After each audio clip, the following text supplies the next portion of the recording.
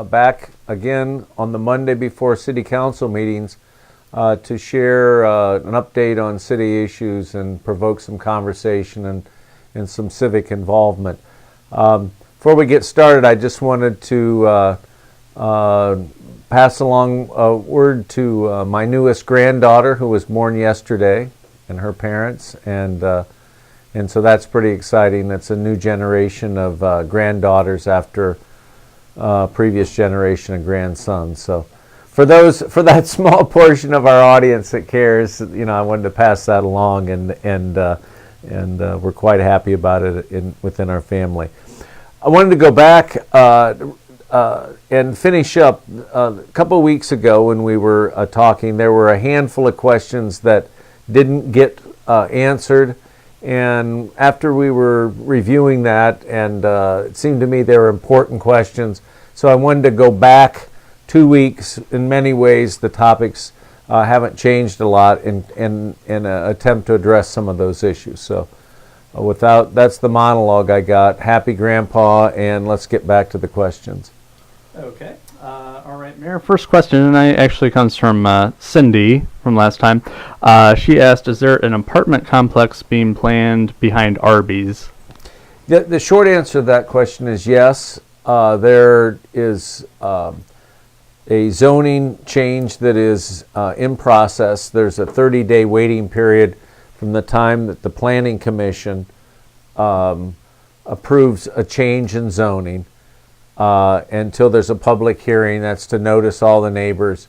And so not tomorrow night, but in an upcoming meeting, there'll be a request to change the zoning from current commercial to a residential status. Now, it'll be a commercial building, it'll be apartment building, and be subject to commercial building code enforcement and inspection, but the zoning classification would be residential. So yeah, it's in the motion, or excuse me, in motion, and really at this point 2 apartment buildings, I believe, with 18 units in each of those. So it's pretty neat, pretty exciting, and maybe the next question would be what kind of rents, what kind of income level would it require, and my expectation will be $700, $800 in that range for the apartments as proposed. Excuse me. So yeah, it is, and there's a couple other steps procedurally before the contractor is on board and the construction begins. But the plan for the owner developer is to have that done this year. Okay, thanks, Mayor. Last time we didn't have a question from Larry, but he had a suggestion regarding the welcome signs at the main entrances into the city, possibly getting some new signs, more prominent signage. Yeah, I think gateway signage, and increasingly we have gateway traffic not just on Portland Way north and south, but also as you come in to the city and off the 61 exit. And if the point is we really don't have a good theme, we don't have a prominent logo, and something that wasn't mentioned in the comment is that I think we could do a better job of recognizing excellence in our young people, success at the state level and the state championships. It's kind of an ongoing thing where you put up signs and they come down or they get hit, but I'd acknowledge that we should think about that. The last thing I would suggest is to form a committee to discuss it, but I think we're certainly open to input, and I would certainly agree that we really don't have good signage coming into the city in either on the west side or the north and south side, and certainly have a lot of room to go coming in off of 309 61. Okay, thank you. And then last time there was a lot of discussion about the sports complex, so these next couple questions are related to that. First, Curtis asked, so we are going to take money from other city funds to put into constructing the new building. Then he, along with a few other people, suggested using that money to fix roads and infrastructure instead. Well, the good news those are both good questions. And the good news about this kind of Facebook Live and this interaction is that we can get instant feedback on that and answer questions. And so I'm glad after spending 15 minutes provoking people's thoughts on the complex, we got a few more questions. First question. One of the things that I've spent a long time, a lifetime actually, is public fund accounting. So there are really few people who are more rigid about or have a more defined opinions and if you will values about maintaining funds for the purpose that they were collected. And that's why we wouldn't be proposing a sports complex like we have or are if we didn't have dedicated funds for that purpose. So the funds came to the city through a will, and it provided basically three options for the city. And consistent with that, we've updated the parks, we've provided for scholarships with local students. And then the third option, or the third idea that was offered by Mr. Fries as appropriate for the use of his funds, is to build a sports complex. I think it says recreational center, but that's what they called these things back in the mid 60s or early 60s. So, I mean, to my way of thinking, it's right in the subject, the thesis or the subject topic sentence in the will, and so it's very appropriate. So the funds we're proposing that we would use on this project are funds dedicated for those purposes. And what we're going to try to do is have a balancing act between building this project, maintaining funding for scholarships, and having money each year to maintain that improvement of the parks that I think users of the park, which is a little bit different than people have an opinion about the project, but users of the park have seen the investment of these Fries dollars in improvements from Amons to East Park, Heisey Park, all throughout the city. I wouldn't want to not mention South Park, where we use those funds to rebuild a bathroom down there. So, point of it all is that we aren't using. The Curtis, I think, was asking, are we using other funds to fund this? The answer to that is no. Nor are we using these funds to do other purposes, which I think gets at the next question that came in that we didn't get to last week, is using these dollars to pave and patch potholes and those sorts of things. I understand that this time of year in particular that they grow but faster than we can keep up with it. But while it's true we don't want to use, let's say, electric or water funds to build a sports complex, we don't want to use money that's used for parks and a sports complex to patch potholes. So my view is that we're dedicating as much funds as we have available to that purpose, and I'd ask you to either use our website or Facebook page and or call in if you've got a pothole and let us know. We're really sincere about trying to stay ahead of that. So the idea of using Fries dollars to pave or patch potholes, probably not something that I would be supportive of. I'm really more interested in investing those dollars so that we get a payback on it, that we have an asset that can be used for years and years. In theory, scholarship going to a high school kid would enable that kid to come back to Galion and be a real contributor in the future. Clearly the parks like the splash parks and the other things that have been built the last few years have improved the parks. And then, so in my view, again, the one thing we've not delivered on is the kind of rec center that Mr. Fries envisioned and in a certain sense authorized in his handwritten will. I mean, I hope I didn't over-answer that and then at the same time not answer it. So, that was the next question about whether we could use these same funds to take care of streets that admittedly need repair. So I hope I covered it and didn't stray too far. Okay, thanks, Mayor. Next question came from Tim. He asked, do you know how many jobs this would create? Yeah, I think direct jobs at the facility, somewhere in the neighborhood of 2 to 3 dozen. And those would range from top management positions through folks that would schedule and book the various activities, people working in the food service part of it, people maintaining the maintenance and housekeeping staff. And then it's kind of funny, especially if you're in good shape and you want to be a referee, one of the biggest costs that we expect to see is in paying referees. So although some of these jobs will certainly be extra work, part-time work, that will be, if I had to estimate, about 2 dozen full-time and maybe an equal number of part-time folks that would be involved in officiating and in customer relations when there was a big tournament there. Okay, thanks, Mayor. Next question came from Judy. She asked, who will the rec center benefit? Is it for the school? And if so, why isn't the school paying for it?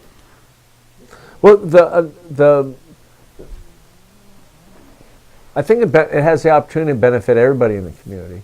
It has, because whether it's these young people in the community are at school or out of school, they're all Galion kids, and the idea really sprang from the realization that there wasn't adequate gym or recreation space for really anything other than the high school sports. And so your foundation is built for success at the high school level is built with solid youth programs. So the genesis of this was to try to improve expand the level of participation and improve the quality of athletics in the community. So I think ideally it does. The question, why aren't the schools building it? Because they don't have an endowment like this. Why am I proposing? It's because we have an asset that very few communities have, and we're proposing to use it for exactly what it's dedicated for. Kind of imagine that. We're the beneficiaries of this will, and it's said to do these 3 things, and so we're going to do these 3 things. I also think, to get back to Judy's question, I also think it's a problem if you use public dollars or dollars that come through the city, and it's really difficult for non-school activities to access and use it. And really the vision, if you will, of this facility is certainly youth activities for the Galion area kids and surrounding school districts. It's also, however, I think, an opportunity to bring tens of thousands of people to the community via sports tournaments that would happen on the weekends largely, that would also involve the gymnasiums at the school.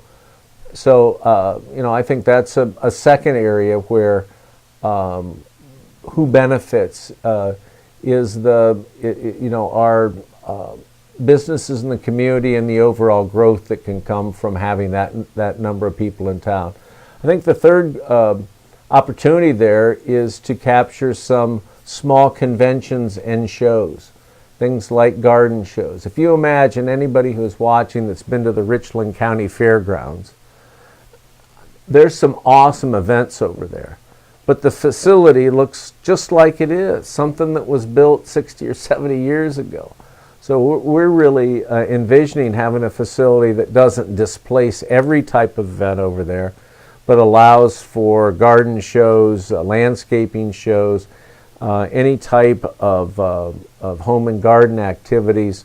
And so I think the opportunity to bring people in the community, not just for youth sports, but for trade shows and other type of activities, is something that we've studied, We know there's a market out there, and are confident that while not every weekend there'll be something going on like this, or every week, one would be, I won't be surprised when it happens, but many might be surprised at the kind of non-youth sports activities that are booked out there and provide activity in the community. So here I go again on the benefits of the sports complex, but I do want to respond to that. And to summarize, it's not the schools, it's not just the schools that will use it. There's these other groups of people, and it has a great opportunity to grow the town relatively quickly in a way that I'm not sure any other ideas I've heard about can compare. Okay, thanks, Mayor. Before we switch topics to a couple other questions, Yeah. there were a couple of additional questions that came in tonight related to the complex. First one came from Brian. He asked, can the city sell bonds to help with the construction costs? Yeah, I think the most of the ways that we've looked at this have a combination of public bond sale. We don't need to get into a lot.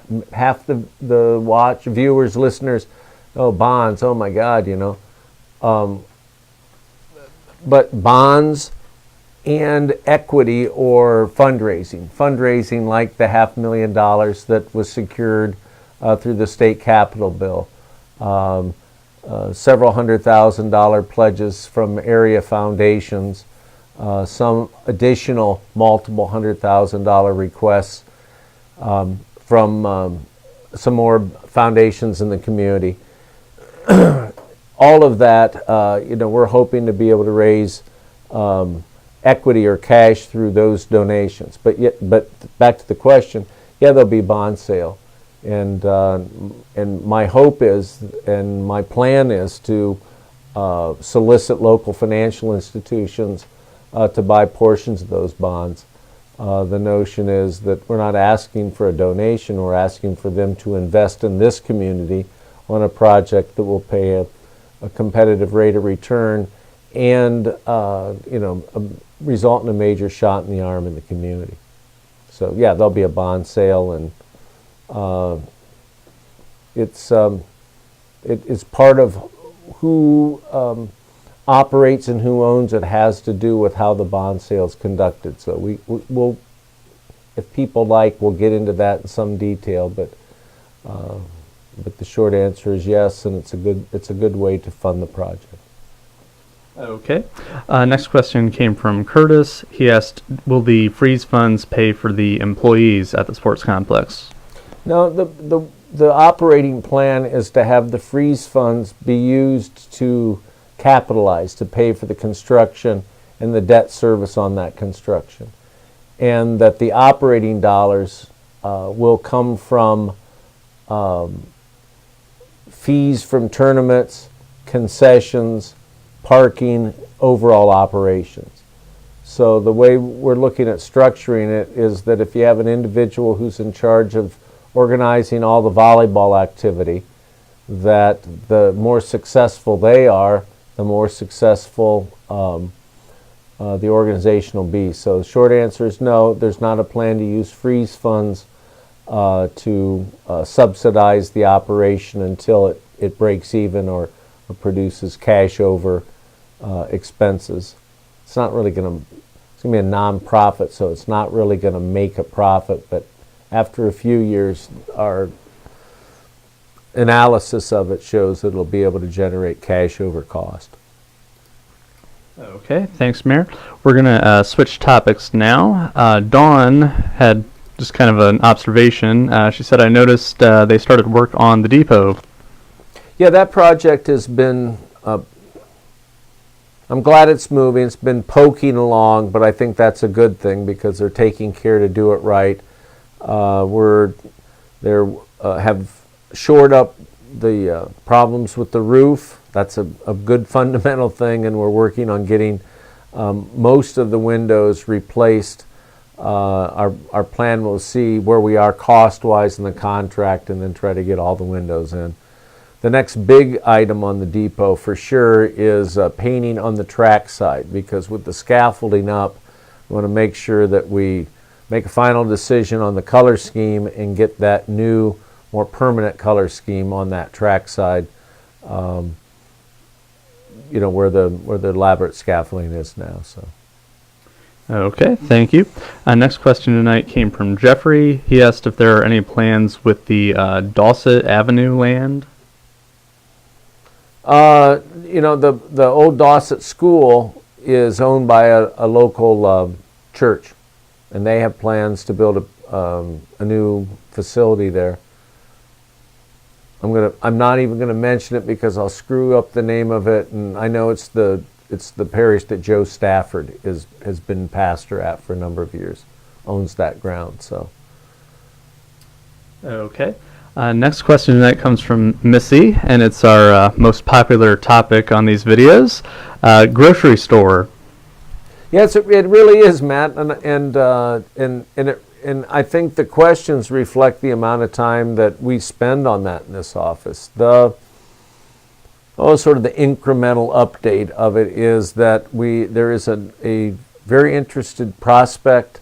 They're looking at comparative electric rates, something that we can do, something about, or actually we've done something about, is look at our large power rate and compare it to this business's cost of operation in some other cities.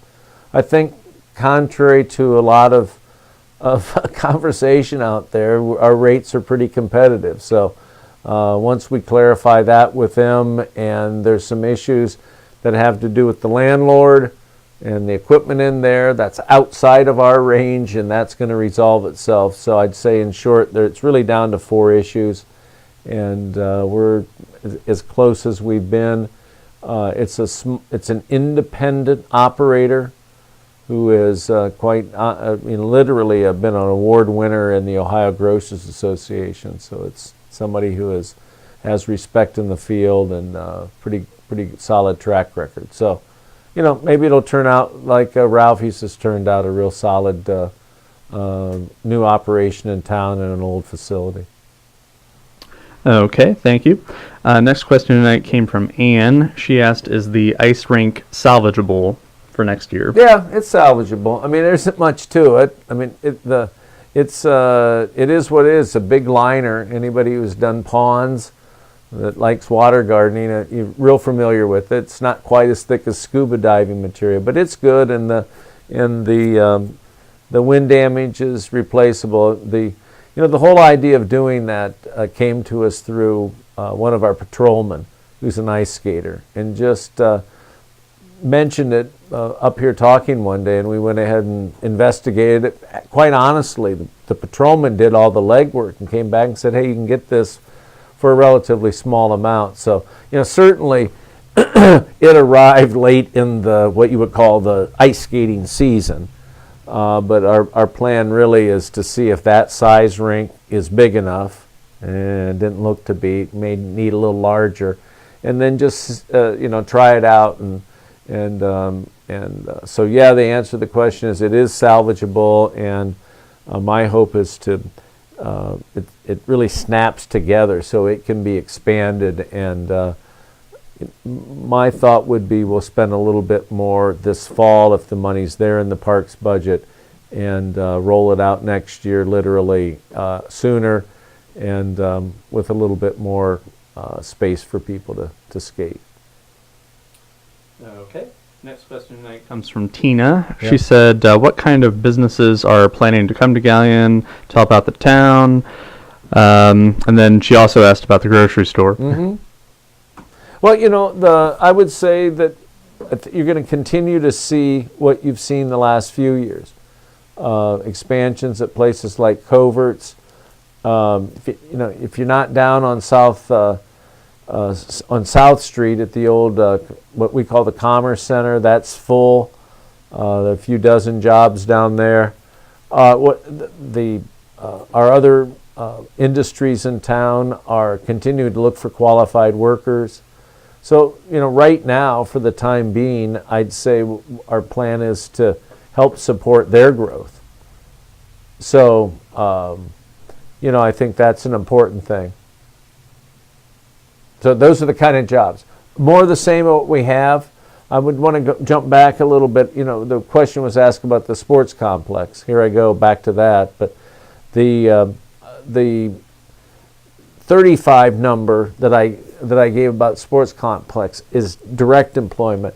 My strong belief is that you're going to see additional growth in the restaurant business, that you'll see people added in existing businesses because the amount of traffic that comes to town and is here for weekends when we have big tournaments. Although the existing hotel, they'd like to see more occupancy, so everybody go out there. But I think once this thing is built, you'll see that very busy and additional growth. So the secondary jobs, back to that question, and part of the issue of what kind of jobs, well, I think there'll be dozens of jobs that'll pop up in support of the sports complex.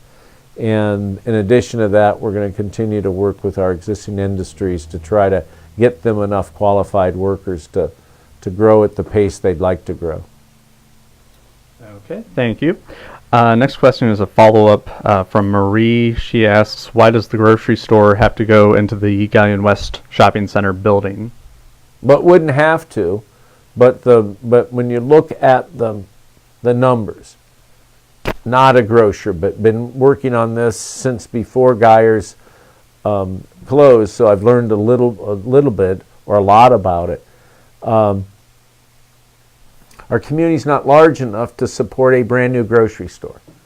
So if you start from scratch, and we spent about 6 or 8 months working on that, there really just isn't enough confidence that the amount of revenue that they generated, the amount of groceries we buy, would be enough to pay for a new building. What seems to work, what we're hoping we can put in place, be part of putting it in place, when I say we, is using an existing building that would have lower square footage costs and be able to make money in a marketplace that's really about 15,000 people. So it doesn't have to be, but in addition to what Save-A-Lot is likely to do in terms of modernizing there, I think the economics say that grocery stores in the Galion area are going to be in existing structures because you can't run it profitably by starting a business, or a building from scratch. I didn't mean to belabor that, but that's the fact. Okay, thanks, Mayor. Tina had another question. She asked, why can't Galion apply for grants to help restore downtown buildings like Ashland has done? Yeah, I think we're doing that. We were talking a little bit before this about the ongoing need to get information out and how you do that in a world where there isn't a daily paper. Part of it is what we're doing tonight, is using Facebook, other podcasts, YouTube, whatever we can to get the information out. So you asked that question. The fact is that we're one of just a handful of communities in the state that received a downtown grant from Columbus and are using it to just for the very thing you said. So we're a little stymied right now because of the season. A lot of the projects that have been approved, are waiting for the weather to change and get out there and tackle them. There's some window replacement. There's some furnaces. I don't know for certain, but I imagine there's some painting of facades and those things that you obviously have to wait till the springtime. So we're in agreement with you. I would have to say that the administration of those grants brings new meaning to there's nothing free in life. So we've spent, Matt in my office has spent a lot of hours working with uptown businesses, working them through the process, helping them with the paperwork. And I think you'll begin to see those dollars, the evidence of those investments this year as we get into construction season. So, yeah, I don't know anything about Ashland having done it. I actually thought maybe that Ashland had borrowed the idea from us, but we've actually been working on it for a couple of years, and we'll see whether or not we apply for another one. We might want to do some things different with it next time to have a bigger impact. But oh my golly, I bet there's 15 businesses or 15 to 20 businesses that will benefit from the grant that we're currently administrating. Did I say administrating? Administering, excuse me. All right, thank you, Mayor. Judy had a question. She heard Save-A-Lot is closing. Is it? No, I don't know. They're, I think, very private about it. What I do know about it is that they've bought the shopping center out there. So that's not a franchise Save-A-Lot. It's a corporate store. So no, I don't. That's not what I've heard. And I mean, I appreciate you calling in to sort of debunk that. The word on the street with that one is what I know is the corporation bought it. The word on the street is they're going to modernize the shopping center and reinvest in the Galion area, and all that's really good news. And instead of begging for a new grocery store, we ought to do what we can to buy when we can at those grocery stores. Now, having said that, I'll probably run into 15 people over in Ontario at the Myers or Sam's Club. So when you see me over there, you can say, "You hypocrite." But anyways, I think that the Save-A-Lot's going to be re-upping in Galion. It's a good thing, and I don't believe they bought the building to close it. Okay, thank you. Looks like we've gotten to our last question of the night. It came from Denny. He asked, any word what might be built on the recently demolished land next to the car wash? I think out on Bucyrus Road. Yeah, it's for development, zoned commercially. The plan is to redevelop that. I think without speaking for that property was going to be a showroom, going to be parking, a lot of things, and it just in the business plan just didn't work out, and they ended up in the landlord business, and so that's always a lot of fun, isn't it, folks? So they demolished it, and their plan is to redevelop it, and I think it's a great location, and I think that will happen over the next months or years. So. Okay, we have gotten to the end of our questions for tonight. All right, well, we'll wrap it up here. I'd like to talk all night, as most everyone knows. I think there certainly are other things going on in addition to the sports complex. And tomorrow morning, there'll be a big event annually, a forecast breakfast. So I'll talk a little bit about what I think we've accomplished the last year or so, and then back to discussion about how we take this community forward. I'm really not interested in being mayor if we're going to just poke along. So really interested in taking this freedom of fiscal emergency and in a pretty decent economy for now, and moving ahead at full steam, not just coasting along. So that's the word from City Hall. Thanks for watching, and City Council tomorrow night. Come on up. Thanks.